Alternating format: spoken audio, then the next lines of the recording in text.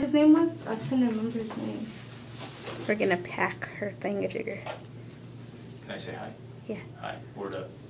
Word up. Word up. Ew. Happy Halloween. Oh yeah, happy Halloween. Forgot about that. Nasty stuff for Halloween. Need some nice, gross stuff. So this is what I recommend. I recommend you first take the bandage off, the outer bandage. Okay. And then you get in the shower. Okay. Let the wound get wet. Let the gauze get wet inside. Okay. That way it'll be easier to pull out. It won't stick to your skin. Okay. It's just less painful when you pull it out. Then in the shower, you pull it out and let the water beat on it. Okay. Let it kind of flush it out a little bit. I'm going to do it with. I'm going to simulate a shower with my little syringe here. But you don't have to. You know, you can just let the water hit on the wound. Okay. That is going to hurt. I'm so sorry. Dr. Cadell did say to take some Vicodin before you came in. Did you do that? Oh yeah. Good. But it doesn't feel like it did anything. So you take this off outside the shower, and then you get it wet. That thing looks disgusting. Yeah, it sure does, huh?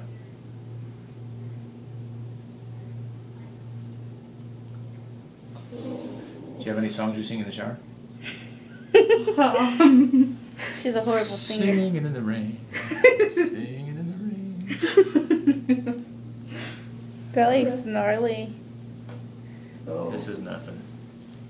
You've seen worse? Way worse. These can get so bad where we have to take people to surgery and put them to sleep. You know, when you cut into them, they smell so bad. You have to put like nice smelling stuff on your face mask so you don't pass out. Really? Yeah. He said it smelled yesterday really bad. Yeah. Oh no, they smell bad, but some of them are just, you know, when it's a ball like the size of a softball. Ugh. It's usually drug users that get it that bad. Wow. Because the injection drug users, because they get really bad infections, and then they don't want to come in because they don't have the money and stuff like that. Okay. Yeah, maybe I shouldn't watch. It's up to you. The tweezers. I just feel like maybe it'll hurt more. I'll give you these tools, but that doesn't mean you have to use them. Okay. Okay, I'm going to do it quick. Ooh, that burned. Shit. Oh my God, that No, burned. this is going to hurt. And when you do it at home, it's going to hurt. Are you going to do it? Yeah. Okay. Oh my So then you let the water hit on the inside just like that. By the way, it's really going to hurt bad for about 2 days, and then after that it starts getting better and better. Okay? Oh my God. And if you can in the shower... You can cry, it's okay. Yeah, it's okay to cry. And it's okay in the shower to like stick your pinky in there and try to clean it out if you want. You probably don't want to do that for the first day or two, but when the nerves start numbing up, it'll be easier to do that. Use your tissue. So this will hurt a little bit when I do this. Yes? Yeah. So I'm just What trying is to it? see if there's any extra pus or anything in there, just trying to break up any pus bubbles. And it feels okay. Yeah, do you see it's bleeding? Bleeding is good. Bleeding means you're getting healthy tissue in there trying to come back. One more flush. All done. You good? Now, this is what you need to do when you're done with that, okay? Can you open that jar and get me about 3 or 4 gauzes? Just the top little stack. Good, thank you. Mm-hmm. Oh, she's so good she put the lid back on. You have 2 phones, that's impressive. Okay, so then you kind of dry it up. You can use a towel, except you probably want to use gauze. See, it's going to bleed, again, which is a good thing. Oh my goodness. And what you're going to do is you're not going to need that fancy packing stuff. Or this is your jar? Yes. Okay, you can use it if you want, but I'm going to show you how to do it without that, so you don't have to go buy a jar of that later. Okay, just with wet gauze. So you take a piece of gauze, okay, get it wet. You can just use, you know, your shower water, okay. And then watch this. It's an important step. So you squeeze out most of the water. Mm-hmm. So it's wet, but it's not silky, drippy wet, right? Mm-hmm. And you kind of unfurl it, so it becomes a long thing. And then you take it.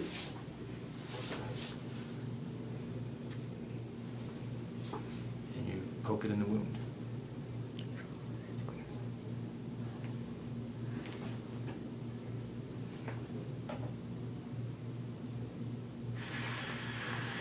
And you keep going it with a fair amount of pressure until it can't take anymore, which is right about there. Now, if you, like me, put in too much, I mean not put in too much, if you had too much gauze, I don't like wet gauze touching on the skin, so you cut it off. all right? If you're doing this at home, I would cut off that before I stick it in there so that you can pack it all in there. Think you can do that? Mm-hmm. Lift up your leg. Just gonna try to dry it off a little bit here. Can you give me a little bit more gauze? Sure. You're a good nurse, by the way. Thanks. Just a little bit. That's perfect. Then I would take 2 gauzes, fold them over, and just do that. Okay. And then, you don't need to use that fancy clear stuff. You know that stuff? Mm-hmm. I just use paper tape, which I will give you the rest of this roll, unless you have some in your bag. Yes, no? No. Paper tape's a lot more gentle on the skin than, you know what, I'm going to put extra on here because you're kind of bleeding through a little bit.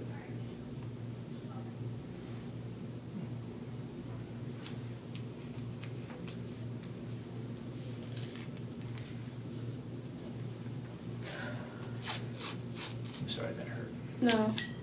It wasn't as bad as I thought it was gonna be, but it hurt. I